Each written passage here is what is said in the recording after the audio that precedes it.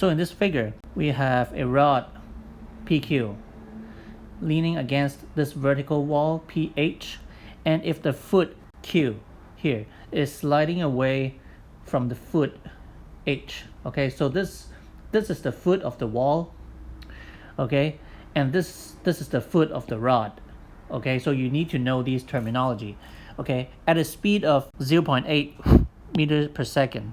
So what this is saying is this is going this way at the speed, okay. Now we want to find what is the sliding speed of point P going towards H, okay, because this whole thing is going to slide down eventually, right, okay, until it lays flat on the ground, okay. So P is going downward like this, okay, and we want to find the speed, okay. So because we're talking about this, okay, then I want to let this be X, and because this is also a variable because it's changing, right, so I let QH to be Y meters, okay. So now you've set up these mathematically, okay, you have to ask yourself what exactly in terms of mathematics that we're looking for.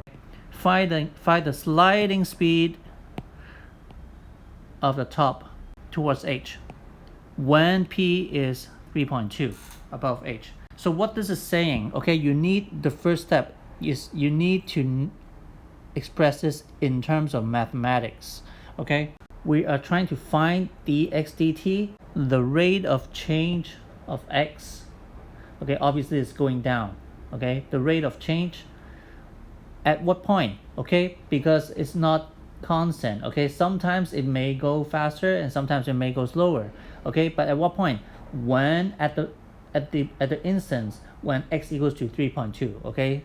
Okay, so that is our first step, okay. This is the most important part and it's the most difficult part actually, okay. And then what we need to do is we want to relate the two variables together, and obviously we see this a right angle triangle and we see Pythagoras theorem, okay, and this equation puts the variables together. What now? We're trying to find dx dt. So in other words, we are going to make x as the subject, okay. Surprisingly, x will be the subject here in terms of y.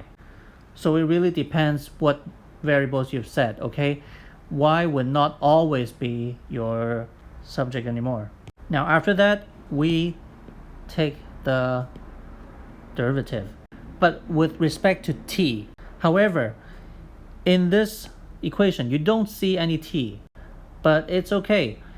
If you still remember chain rule, we take the derivative of x and then with respect to y first, and then if you treat y as a function of t, okay, then we could go further deep down to t.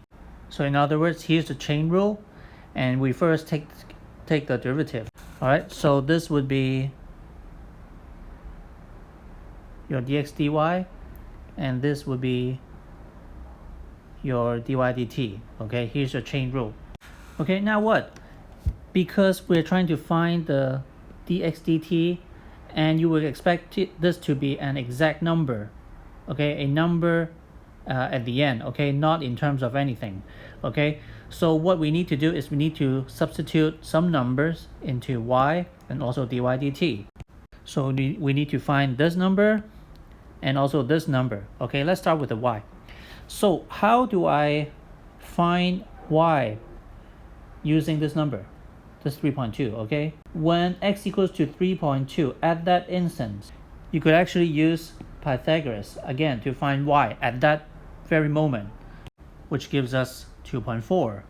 Okay, so we're good with this number, okay. So what about dy dt? What is dy dt? Okay, it's saying it's the change of the length of QH with respect to time, okay. But here you go, okay. It is saying that the problem is saying that QH is increasing at a constant speed at 0.8. Okay, so this is 0.8.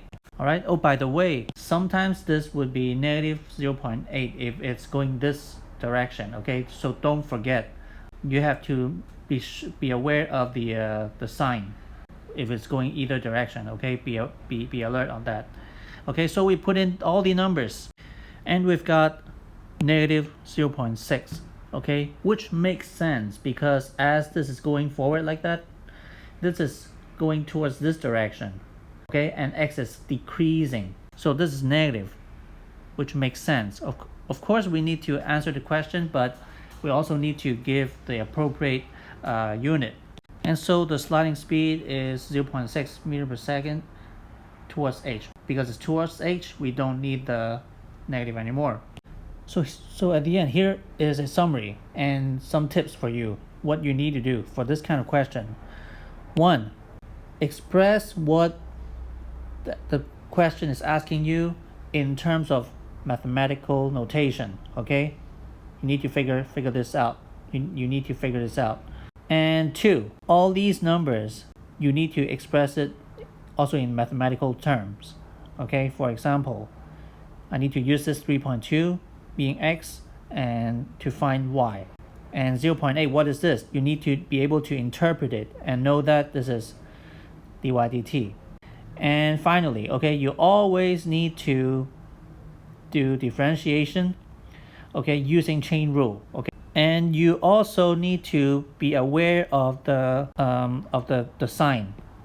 Okay, positive or negative. Okay, it's got to be making sense in the question. Okay, otherwise you get it wrong. All right, because it may, if let's say if this is negative, okay, your answer would be totally different, right?